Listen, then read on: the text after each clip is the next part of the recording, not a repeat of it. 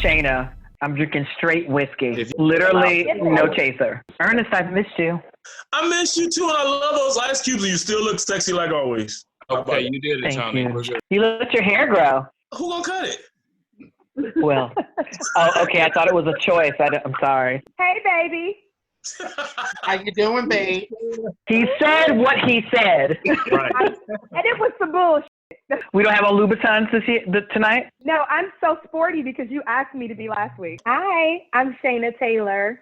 Good evening. My name is Dr. Rashan Broadnax. I'm Riley Knoxx. I'm Ernest Coliins. Greetings, I'm Byron Garrett, and this is We Speak.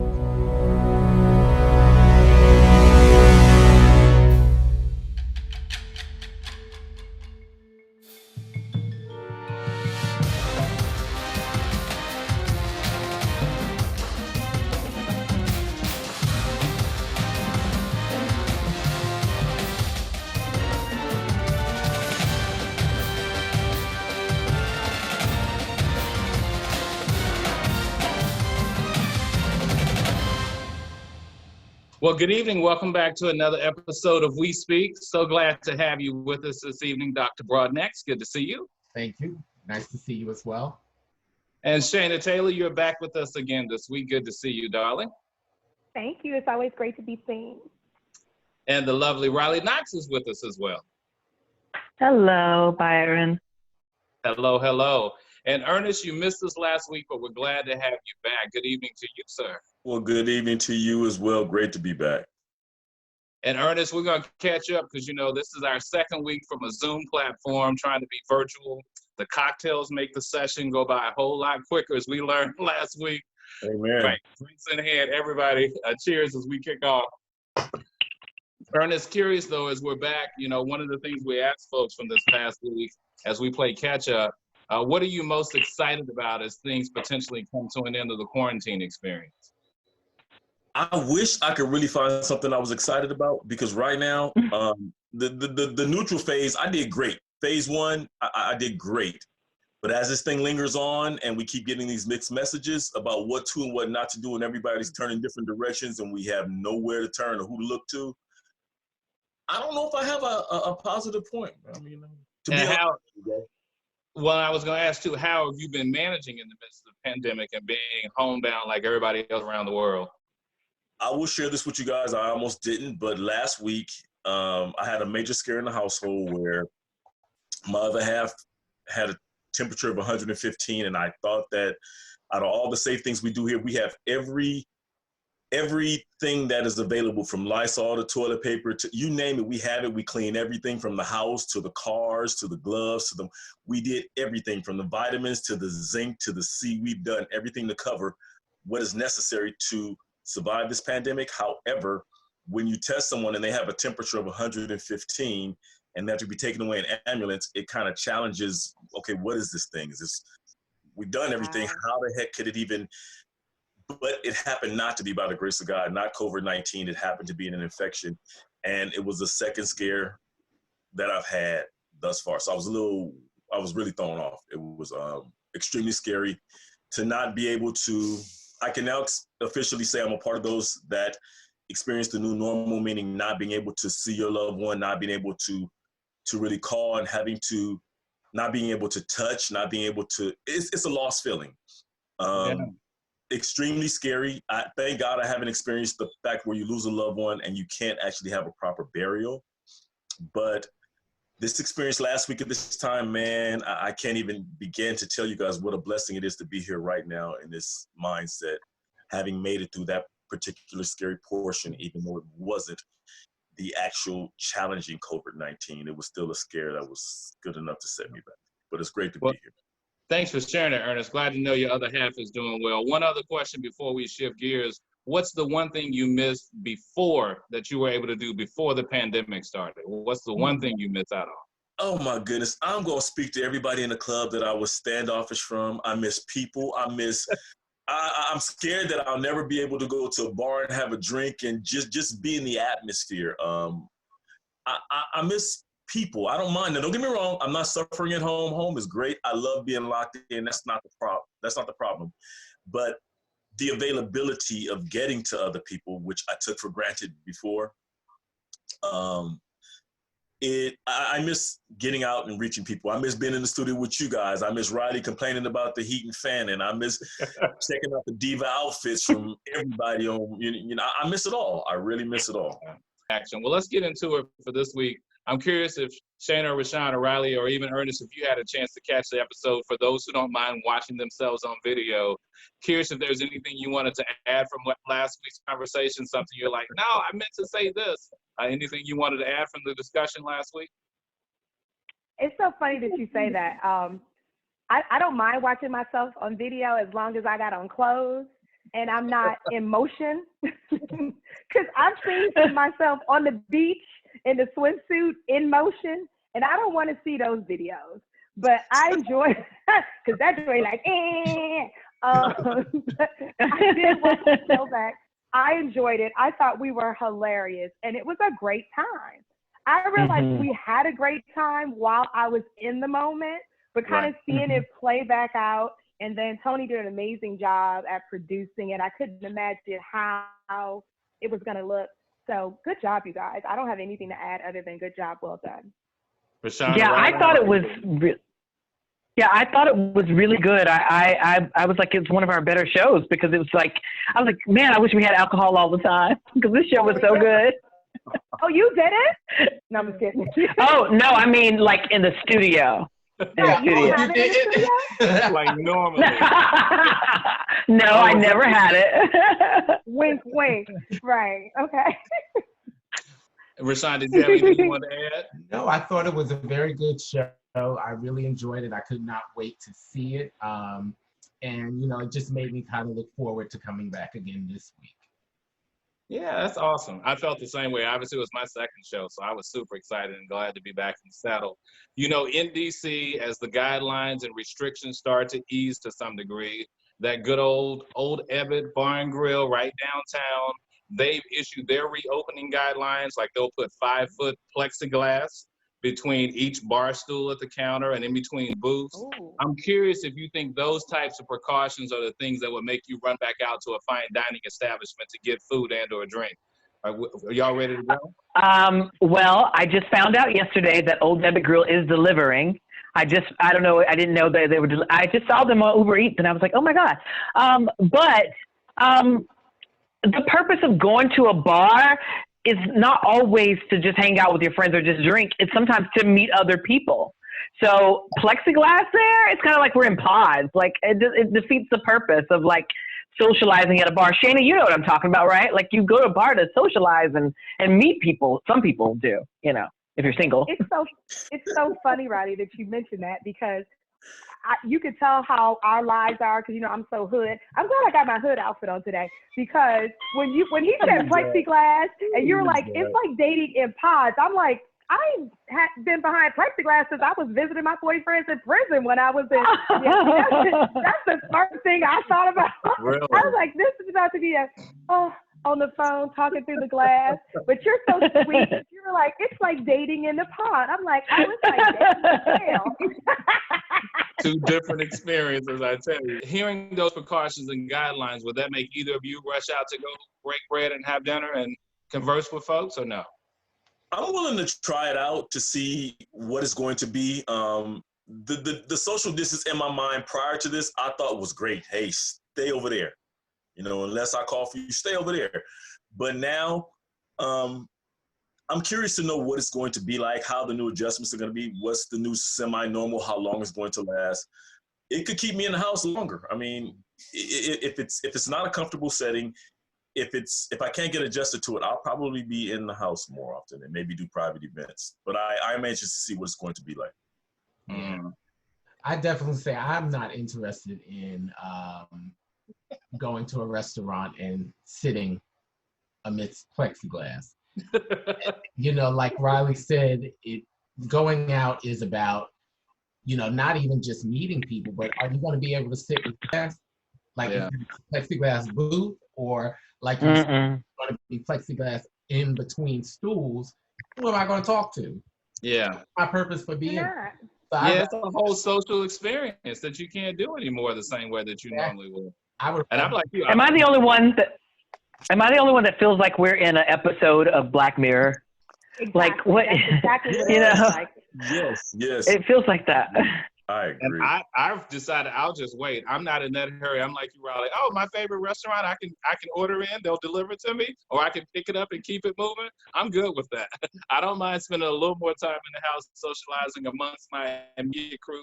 I don't need to be out and violating social distancing or even trying to modify and adjust or adapt. I want to know it worked first. To tell you the truth. I mean, Yeah. I'm glad the essential workers are employed.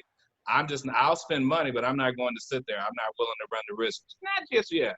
Give me 2 or 3 weeks after everything is open. You see what's happened in Florida and California as people rush to reopen, and now folks are saying 2 weeks later they're back sick. So it's one of those things we'll all have to watch it as we go. You know, and all of us like to shop because we're all very fashion oriented.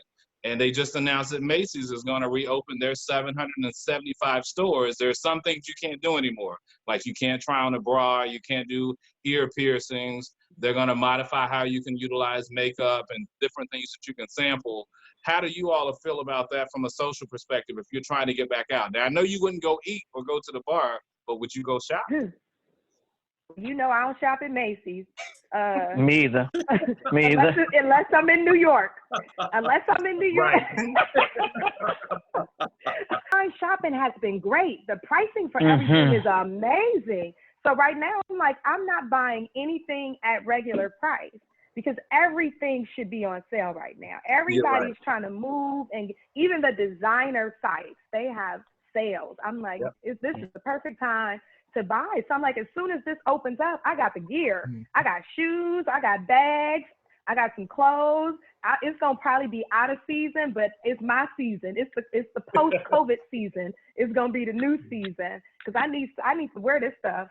So I won't be out of season because ain't nobody else been nowhere, so it'll be their first time seeing. That's exactly right. That's exactly right. Well, I'm in trouble because I need Macy's. I need all those other stores you guys don't like bad because being at home and being an essential employee, having to go, my eating pattern has changed, which means I have gained a lot of weight. So what I could fit before, I can't fit anymore. That's my challenge. Welcome to my world. Oh my Welcome God. to my world. That's everybody. Did you gain 25 pounds? That's what I want to know. Did you gain 25 pounds? Nah, man, I'm scared to get on the scale, but if you didn't gain 25 pounds, then we don't need to hear about your weight gain. Okay? Do you see the size of my boobs? Like, no. I want to wear my clothes. Nothing fits. No complaints. But for me, no, because it's in my face too. My issues for me, everything isn't meant to fit tight.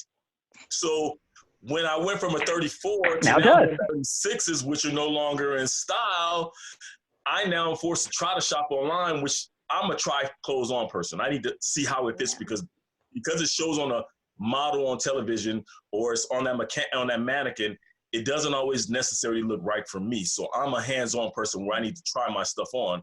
So if it gets to that point where I have to shop online, everything is online, I may be sending a lot of stuff back. Well, Ernest, you're not going to be alone because the entire landscape has shifted. They announced like Pier 1 Imports is closed permanently. Neiman Marcus, oh my God, they filed bankruptcy.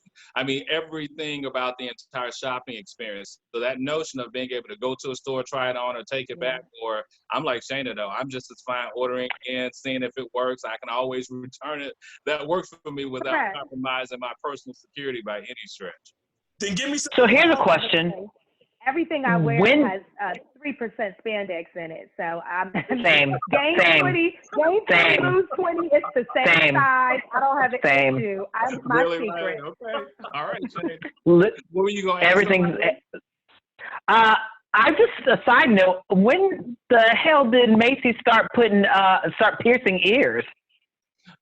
So not all locations. Yeah, and there's the entire process of all the things that they're going to offer, and they're shifting even their approach. No matter some of them, if you're on the West Coast, have a Claire's boutique inside. Click. Those are the ones who pierce ears. It's got to be the ones with Claire's. Yeah, and you're not supposed to do that anyway. That's not the correct way to get your ears pierced, just so you know. But I mean, trying on bras, I like that idea anyway, because the bras, Shaina, the panties have that little thing inside, the little in the crotch. But bras don't have that. I don't want to try on I don't want a bra that somebody's tried on anyway, so I'm fine with that. So you do know the panties and the swimsuits with that little thing. They don't change that thing after somebody tries it on. I don't try them on anyway, so I'm fine. They don't change that thing. That thing stays there, and everybody tries it on. Okay, guys. So only the person who purchases it gets the clean one. Gets the okay, I get it. Yeah. So a different question. But they have tried it on too. With that Right. Last week we talked about what your anxiety level was, right? I think, Shaina, you said 4 or below. Riley said right around 4. Dr. Broadnax was like, it's just low. It's just low. What do you think the anxiety level is for other folks who are having to deal with the pandemic? Because if you're on the front line, you're an essential worker, I think they have one perspective. If you're elderly, like I went on a trip last week to the beach house, and my mom said, you're younger than me. I'm just not coming, period. So you're just going to do Mother's Day without me because I don't want to risk my health. And I'm like, but it's me.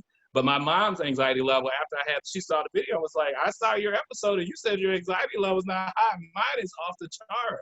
How do you all think other folks are dealing with the pandemic? What's their anxiety level on like a 1 to 10, with 10 being the highest? If you're watching a lot of the news, it'll really hype you up and get you scared and panicked. Right. Yeah.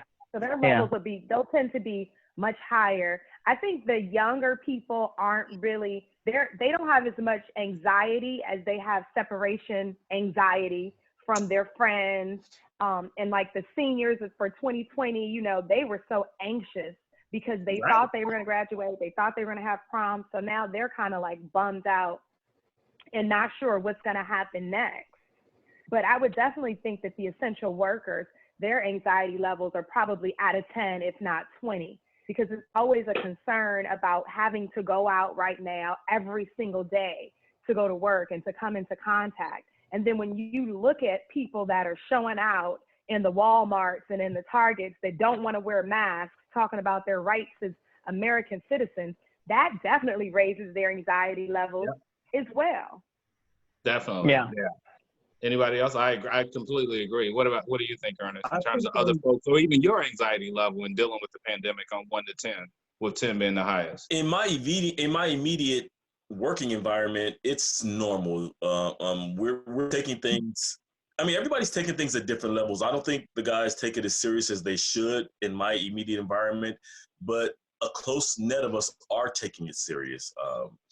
I think it has to hit more, but overall, I think the frightening part for me overall is in the midst of, or all of us being in the midst of this pandemic, where do we turn? We're getting so much misinformation. Like I said, I, like Shaina, try not to watch the news a lot. I try to give it maybe 15, 30 minutes the most because I'm going to get that in that time.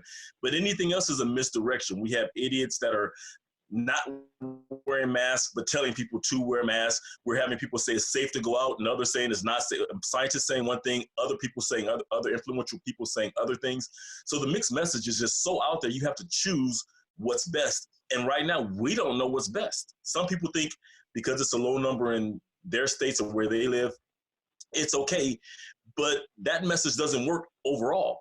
We look at our place of DC, Maryland, and Virginia. Right. If you look at further parts of Maryland where it's not, and further parts out in Virginia where it's further out, it's not. But in our circle of DC, where our numbers look lower, but we're a small place. So our numbers are really high. If you really look at the amount of space that DC per capita versus Maryland and Virginia, we're in a lot more trouble than the numbers actually say. So I think because the numbers are there, people are relaxing, thinking, well, our numbers aren't as high. We're not as great in numbers as those other people. So I'm always on caution. Like I said, I'm doing the best I can. And if it gets me, it's just my time. That's all. But I've done the best I can to listen to the people that are professionals, not politicians, to do the right thing and try to make it through this. I want to be the ones that's dancing when this is over. So when my friends try to say, hey, Ernest, it's me, man. I don't give a damn who you are. I don't care who you are. Yeah. You know, when this is over, if you care about me, we can meet up then. I'll wait a year or two to live to be able to tell the story. And Ernest, essentially you say that because a lot of people talk about when we get on the other side of the pandemic, when we get on the other side of COVID. I'm curious, Rashan, what do you think? What does that look like for you when we say on the other side? What does that look like in this day and age? I think it would And be hard when? to say what it looks like because we don't really have an accurate picture of where we are right now. So, we have the hopes of going back to things as they were, like I'll say, like at my job, we have the hopes of going back and the gallery opening and people coming in and looking at the art and, everything being as it was, but we don't actually know. So I think in this day and in this time, it's kind of difficult to say, what is the other side even going to look like? Yeah. And Shaina, you brought up a good point. We don't even know when that is, but what do you think the other side looks like? For you, what would it look like to be on the other side of the pandemic? So for me, the other side of the pandemic is at least a year out from now. It's at least a year, and probably 2 to 3 years before things get back to anything normal to what they look like in February and before the pandemic hit. So for me, the other side is going to just be simply doing the small things like go to a restaurant, sit down, have a great dinner, have the som come over and offer me a great glass of wine. That's what my other side looks like. But Okay. That's probably 6-7 months from now, because as much as I like doing that, I'm not going out there. Yeah, that's very definitive. And Riley, what does it look like for you on the other side of the pandemic? I totally agree with Shaina in the sense that, like, I think like years, like a year or two from now, before people even cough and you don't look at somebody strange. You know what I mean? Because right now you cough and everybody's like, as if you can't cough for a different reason, like you got something stuck in your throat, or you choked on your food, or you have a cold or something other than the coronavirus. And it's really crazy that right now it's like, it feels like people think that the only health issue is coronavirus, when there were so many other health issues before that people tend to forget about, and people that were suffering with another condition prior to this. And so I think even once the government or even the health officials tell you that it's time to rejoin the world and that everything's safe and we don't have to wear masks anymore, I think it's still going to take people a little bit of time. Like, I'm not really trusting that. Like, I'm not, like, still social distancing and waiting it out to see how far, is anybody else going to get sick? Like, I'm telling you right now, if they said right now, everything's open, we can go back to normal tomorrow, I'm still going to be in my house for probably about another month and see how, let's see how this goes first. You know what I mean? Yeah. So that's what I feel like the other side is going to look like. It's going to take, it's more than just people saying it's okay. It's going to take people trusting again. Because right now, I don't trust you if you cough. And you know what? And I don't trust the people who are even giving us the information. So it's not even just the ones who cough. It's even the ones, and you may not even cough because you could be asymptomatic and we still don't know, and you don't even know. I'm curious, Ernest. Exactly. There are a number of celebrities that have gotten in trouble and gotten to major backlash over comments that they've made in the midst of this. Like Ellen DeGeneres, she likened being on house arrest or being the equivalent of being in jail because everybody has to stay home.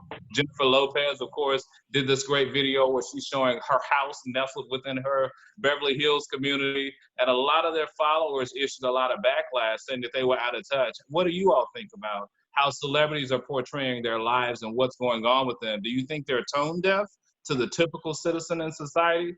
Let's start with you, Ernest. Listen, they live a different everything. They can get the best of everything. It's kind of hard to compare our lives to those of celebrities or politicians because once again, they're on a whole different scale than us regular people, but they're sitting at home in luxury. They have everything that the average person has to struggle to get, be it face masks, be it cleansing.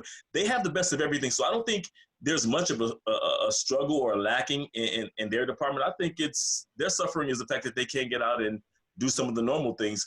I think we as regular people suffer a lot more, or our challenge is much greater than that of a celebrity financially and in any other way. What do you think, Shaina? So if you're sitting here watching and Oprah shows her big old estate in Montecito and you're like, really, Oprah in the middle of all this? Like, how do you feel about that? Do you think celebrities are to be faulted because they're showing and experiencing life differently? Absolutely not. In that they are so accustomed to having the carte blanche to do and go any and everywhere they choose. So now that's all been taken away.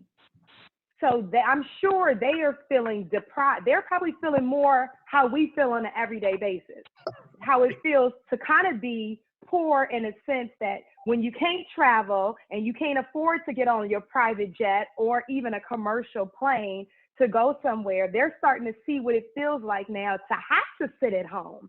So regardless of all the luxuries that they have inside their home, they're accustomed to not being there. Mm-hmm. So all the things that they're used to doing, I'm sure they're missing all those things. They're like, yeah, they got a great pool. Yeah, I got a great this, but that pool is never as nice as being out on a yacht in Seychelles or in Ibiza. So those are the things that I'm sure they're accustomed to. So when we sit back and kind of look at their houses and say, oh, this is nice, they work hard. Okay, we paid for it. They earned it.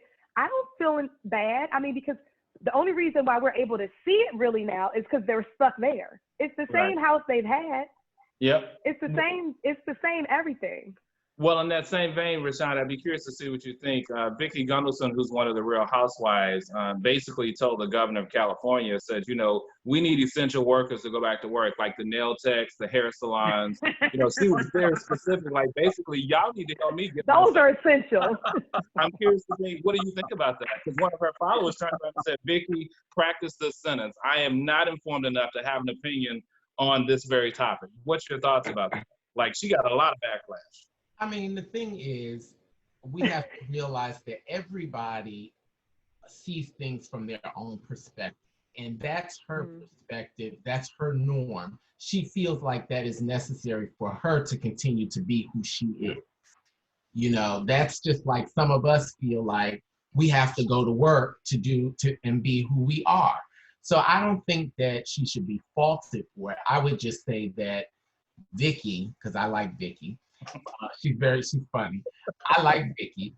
But the thing is, you want to be safe. And I'm sure you want your children to be safe. And I think her daughter's a nurse. So I'm sure there's a certain level of reality with what's going on because her daughter is right in the midst of it.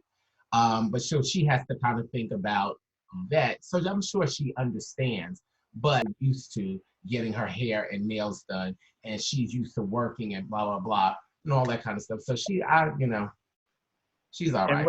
And Riley, we got into this a little bit last week because you were talking about how things are for you to be at home. You are an entertainer. I mean, do you think entertainers from time to time can be tone deaf? Not saying that your post have been that way, but do you think that folks are right to call them on the carpet when they're simply trying to express themselves as best they can in the middle of this time frame? Well, you know, it's kind of weird to me because sort of like what Shaina was saying, you know, you don't really want to do something until someone tells you that you can't do it. You know what I mean? So it's sort of like you're stuck being at home might have been nice, but now you're confined there. You can't go anywhere. So like for like Ellen to say that, and Ellen, by the way, I'm sitting here with Ellen's book of her homes, which are like all the homes she's had. It's really crazy to me. It's crazy me not promoting her book, but it's really funny to me because it's like being in jail. That's what jail looks like. It's like, and you know, even though no matter how nice your house is, and I'm looking at your background, Byron, it looks so beautiful. So nice. Yeah. So it's like, no matter how nice it is, as soon as someone tells you that you can't leave it, it's sort of like, oh no. Like, especially when you're used to doing everything that you want to do. For me, I've made my home my sanctuary. The problem is all the things that I used to be able to do here are like closed, like in my building, because it's a luxury building, but all that stuff, it doesn't matter if you can't use it, you know, because like everything's closed. Like I can't even go on the rooftop, you know, I can't go to the pool, can't go to the gym, can't do any of those things. But it's like, I might have never wanted to do something until someone tells me that I can't do it. You know, I might have not ever wanted to go to Six Flags, never wanted Six Flags. But right now, Six Flags looks like it might be kind of nice, you know, because I can't go anywhere else. Nothing else is open. And so, you know, for me, I am a homebody and I love being home. But even since like last week when we talked, I was like, oh, I'm fine being home. But this week I was kind of like, God, like this is really starting to like, I really just want to go somewhere. I had like all these things that I wanted to do that weren't even business, but I don't feel entitled to the fact that like, you know, like I have it worse than anybody else. Like I think like, okay, I'm sitting at home in my luxury apartment, but guess what? Somebody else doesn't have that luxury. Somebody else is trapped with somebody who is abusing them or they're, you know, and so you got to think about those people that, like, I think I might have mentioned this last week where, and those are the people that my heart really goes out to. Those people who their only escape from their abuser was their abuser going to work every day or them going to work every day. So at least they had 9 hours away from that person. Now they're trapped with that person every single day and they can't get away. So right now sitting at home in whatever can like, and you're not with an abuser, it feels really good no matter who you are, no matter what you do, like, or how much you have or don't, like, you know, there's always somebody that has it worse than you. So it is very tone deaf for a celebrity to come out and say that. But I think also we're starting to see people's houses because like you guys have never seen inside I've never seen inside your home before, but now we're having to be on lives or be on Zooms or be on all these different things and now you're starting to see people's homes a little more. And people are still sharing on their social media because they're at home, whereas they might have been on a set before sharing, you know, or doing a live or whatever. So it's both sides of the coin. No, you're right. That's a great point. And you're right, because I spend most of my day, like probably literally eight hours a day, almost solid, on Zoom or WebEx or some platform. I'm curious, you know, in this new age of quarantine isolation, I'm wondering if you feel like are you suffering from Zoom fatigue or are you spending too much time connected? Ernest, I'm curious. We'll start with you. Like, I know I suffer from Zoom fatigue. I'm like, oh my God, I'm talking more now than I would if I see people face to face. And you've got to be present or you can hit stop video. But I'm curious, do you feel like it's getting exhausting now? What do you think, Ernest? No, I'm probably the last. When we're on set ordinarily, I'm gonna tell you guys this. Everybody has their phones. I was just saying this. All these guys are computer savvy, tech savvy. They're taking selfies. They're going live, and I'm usually just sitting there. So for me, this is like a whole new realm, a whole new arena to have to learn. So it's an introduction to me. This is new to me. So it's not. I'm not in the yawn mode yet. I'm still intrigued and learning, and I oppose this, honestly, prior to this being the new normal. So because it is the new normal, I now have to invest and look into and find out what this is all about and join everybody. It's interesting. It's interesting, and it hasn't gotten to the boring phase from yet. I'm still, let's go full forward. You look Byron, clear what was to the us, question though. you asked me? I forgot. I'm gonna go back to it, Shaina. I'm asking if you're tired, if you have Zoom fatigue, or if you're tired of being on an online platform continuously. Okay. And then we'll go around to Riley and Rashan. All right, Rashan, you're back on. Go ahead. You guys can see me. That's, you know. Let me see. Yes. Yep. Shaina, we'll let you swallow. There you are. Right? Wow. Of course you will. Shaina swallows. He does. Wow, what a group. How else you get 3 husbands working on a 4th? You guys. What's your thought in terms of the whole notion of being on Zoom, teleconference, and communicating with people in a variety of ways? You ever get to a point you're just like, oh my God, enough already? Or you're like, nah, I'm glad it maintains what I'm doing. You know, from a business perspective, I use it pretty much all day long. Either it's Zoom or Microsoft Teams are like my top 2 that I have to. And I find that it has just allowed me to continue to be who I am, you know, with the people that I work with. So for my daytime meetings, most of the time, I look like this. When I go on a meeting, they're like, now, wait a minute, why are you dressed up? Because that's what I do. That's how I come. When I'm in a meeting, I want you to see me as no different than as if I was at work. And before then, I used a lot of the social live platforms, you know, to talk to friends, to do the Facebook Live, the Instagram Live, the YouTube, all those kind of things. Like Riley, I have had, you know, my YouTube channel and all these things before. So it has been just a continuation. It has allowed me to continue to be who I am. That's awesome. I'm gonna switch gears just a tad. As you all know, if you've been following the media lately, especially being a fan of President Obama, as I'm assuming, I won't make the assumption, but most of us are fans of President Obama, in comparison to the current occupant of 1600. You can make that assumption. You can make that assumption. Yeah. Fair assumption made.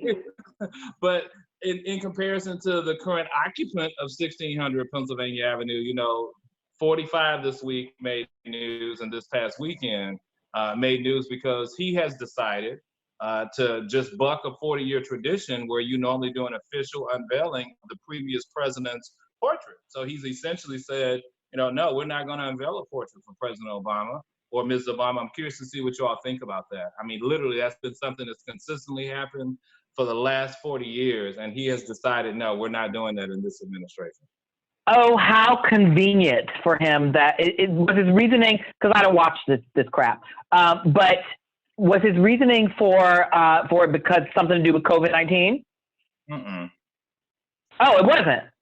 Oh, well, he'd been canceled anyway, so nobody cares. Like, we don't need, here's my thing. We don't need you to validate Michelle and Barack and their legacy. They already validated that a long time ago.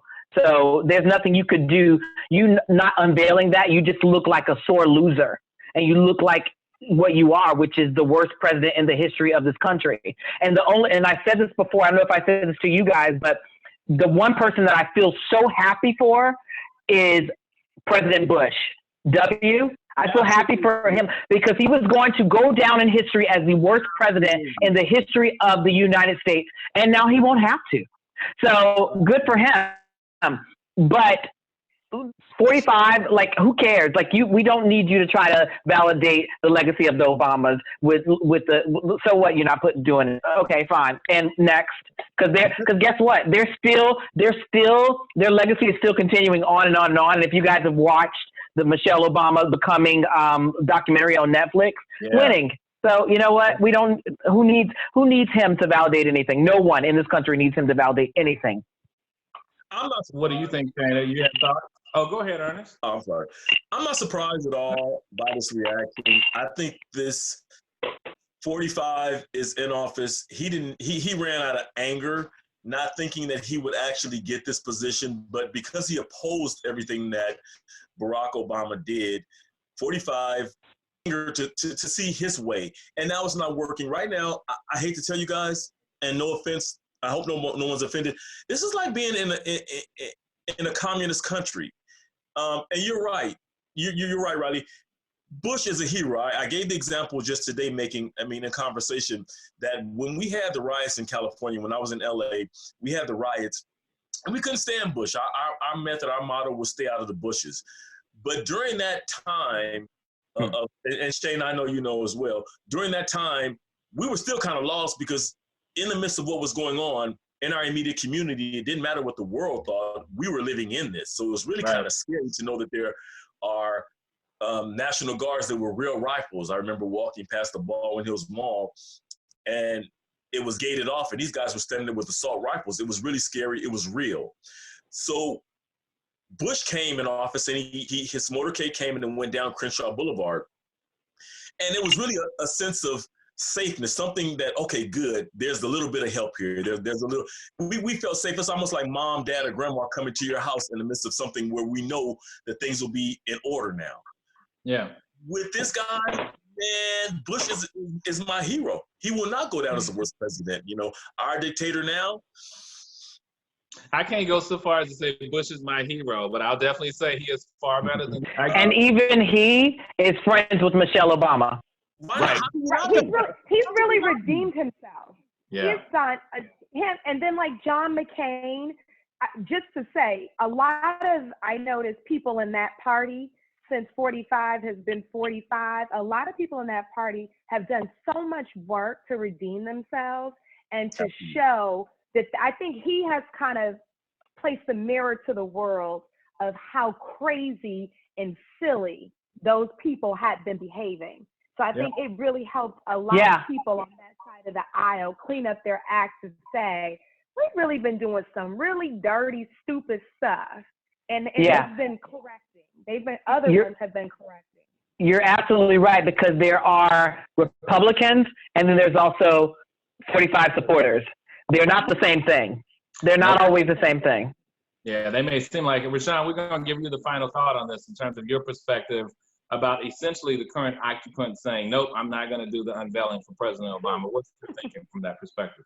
I mean, I don't think that we should be surprised. From the very beginning, I tried to undermine, undo, and even take away his the knowledge that he was a citizen. So, to me, I'm not surprised.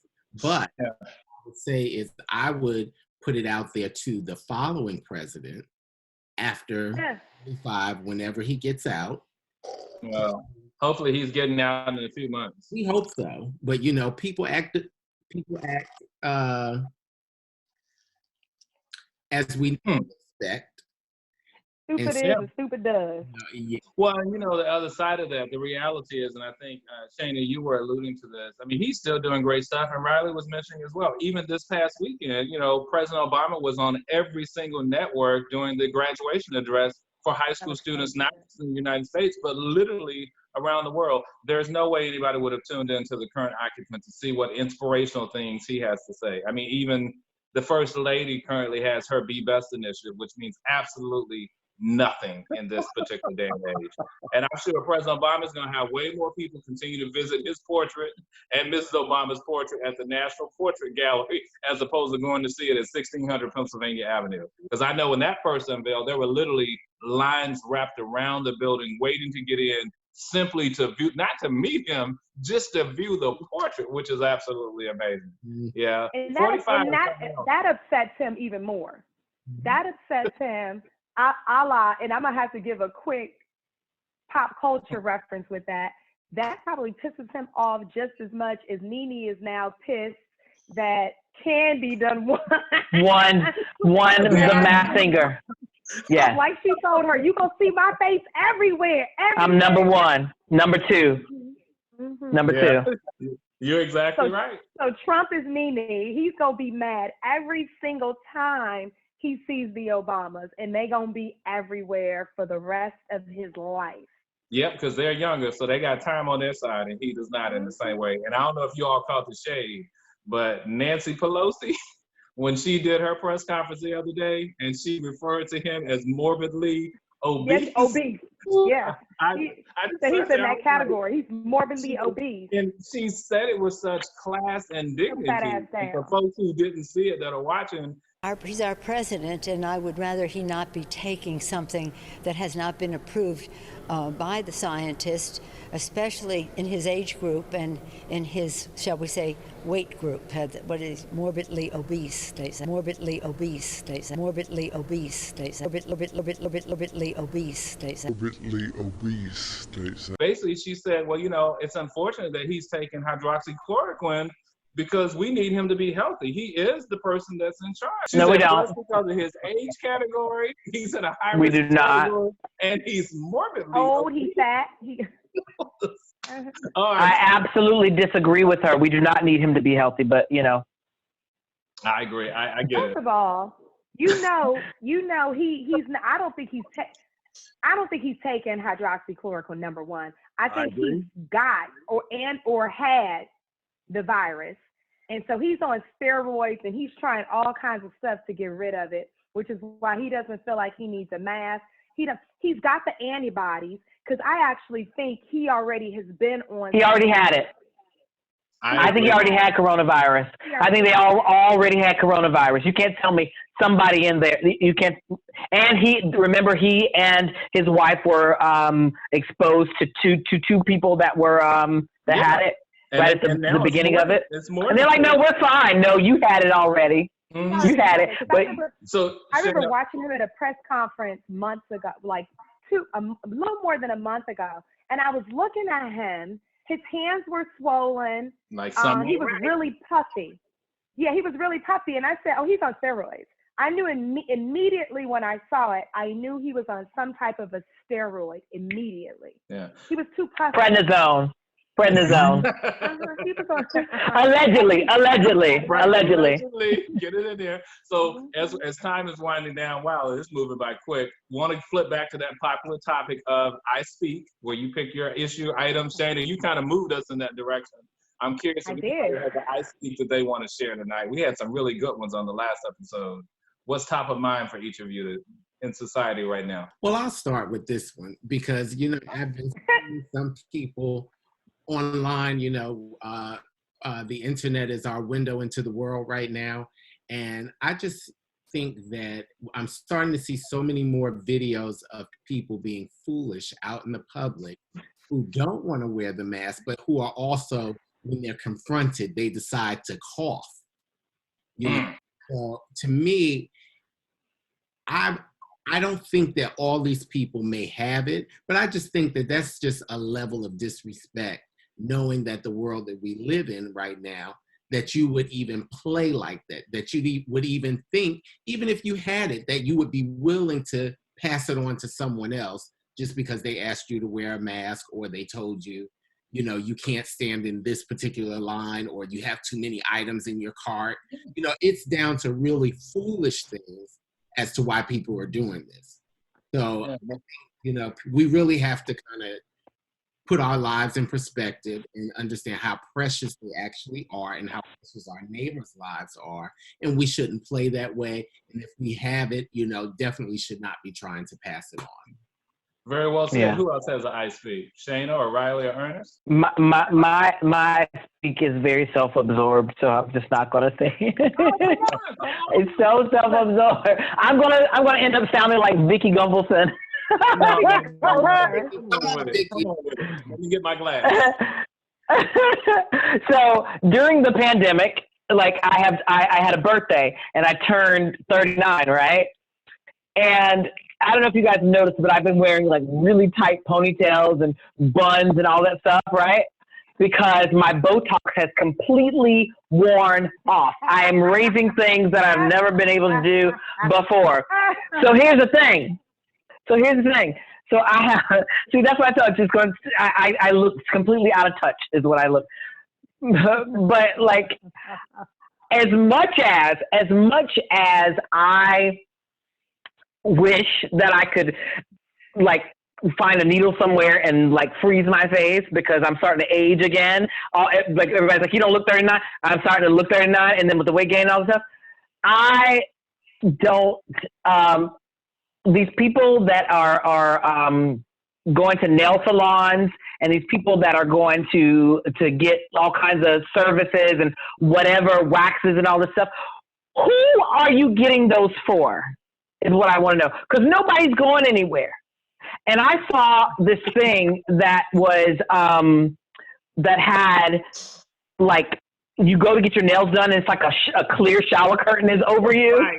And you're getting your toes done. I'm like, this doesn't make any sense at all. Like, you stay home. Like, it makes no sense. And there are people that are, they have this thing where, like, if you go to a table, like, they'll put, like, a shield over you. I'd much rather just age. And I don't want to age as much as I don't want to. I just don't understand, like, these things are not essential, and it just I see this and I'm just like, well, damn, you're going to get your nails done. Like I'm like the most vain person I know. I'm sorry, I am, and I'm the most like anti-agey person. 39 and still flawless. Girl, I'm telling you, I've never had that line right there. I'm dying right now. I'm dying, but I have been pulling my face up like this is all. Like I'm telling you, when I take this ponytail down, it's a different story. And I'm really telling you, as soon as they say, I might have to go get a mask and do it.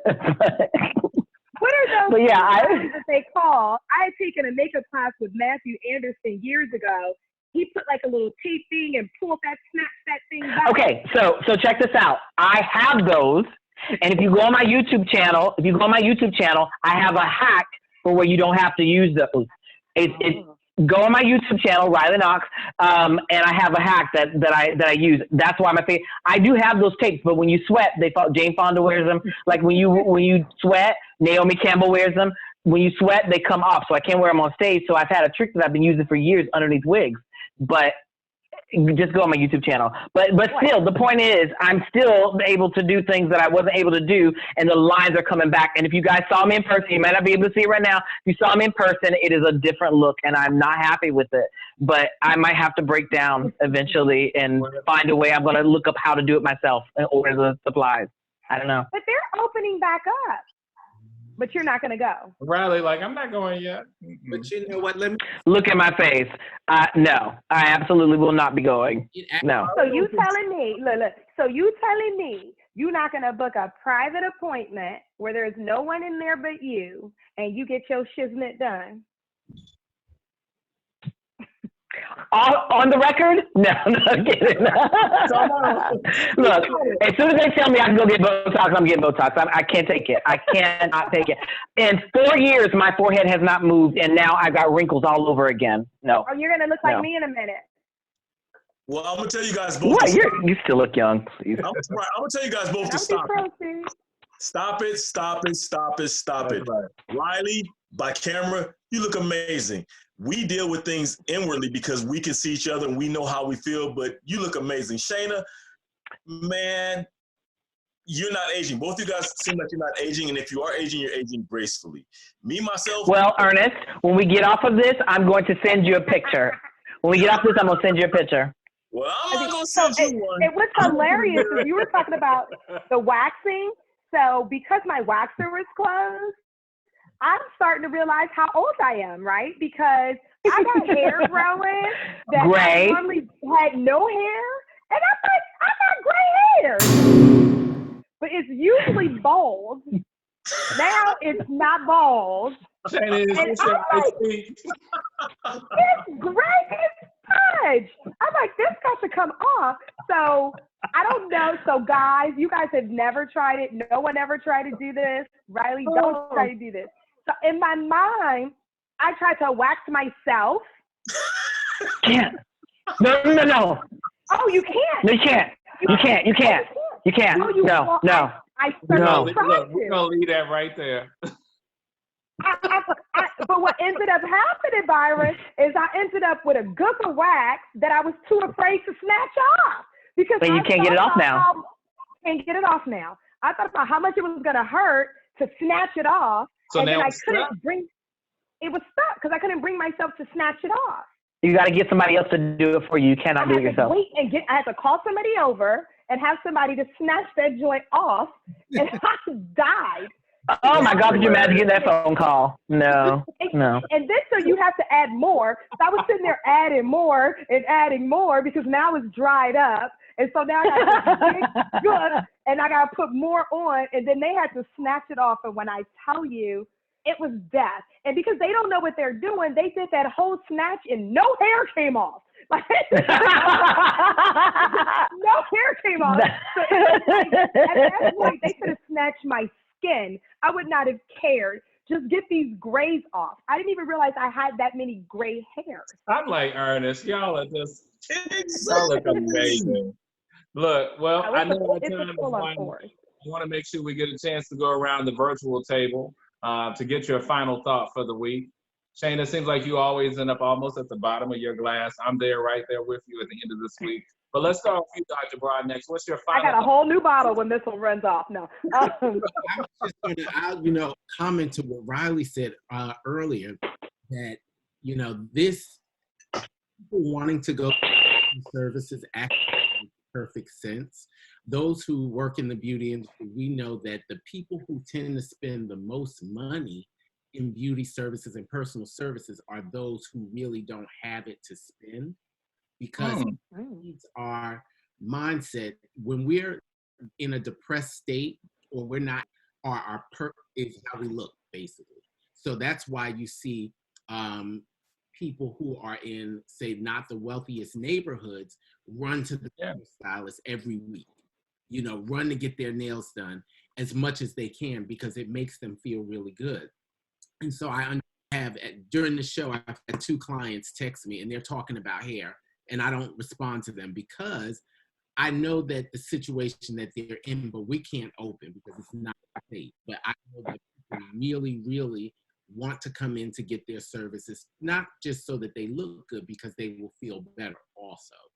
That's my input. Yeah, and you know what? I just to piggyback off of that really quick. For a lot of people, and I know Rashan can attest to this. For a lot of your clients, you are their therapist. Absolutely. Mm-hmm. And so people are missing out on not only looking good, but also feeling good and having that therapy. Yeah.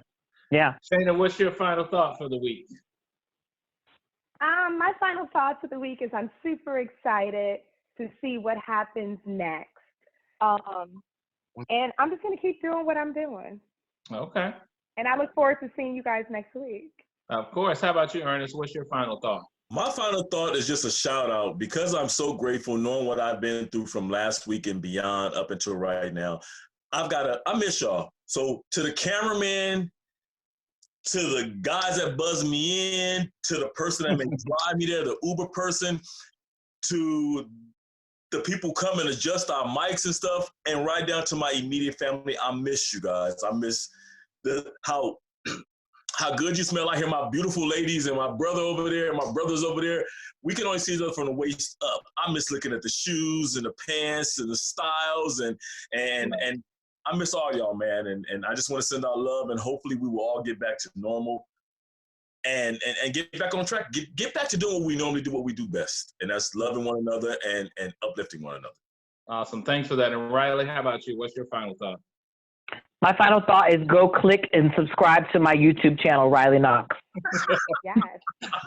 Subscribe and ring the notification bell. Yep, and of course, I'm go. going to say the same thing for the show. For those who want to see previous episodes, if you're on YouTube, and if you're not, make sure you go over there, click like and subscribe. You're going to go to WeSpeak_the talk show. We want to make sure that you tune in. I have a final thought for the week as well. If you have a glass, I'll say it this way: there are big ships and tall ships, and ships that sail the sea, but the best ships are friendships. So here's to you and me. Hey. Well, as always, we thank you for watching and ask that you join us again when next we speak. Hey, I got something I want to show you guys. Can I show you guys something? Can I show you something? What's up? Can I show you something? So, 2 things. I never shared it with you guys. This is my moon man. I want to There. kiss it. I want to rub it. See, there. Yeah, it's Riley Knoxx, Taylor Swift, You Need to Calm Down, August the 26th, 2019, my moon man. And the other thing is the game ball, NBA, Oh my God. from the NBA. So I have it on a stand in my house, yeah.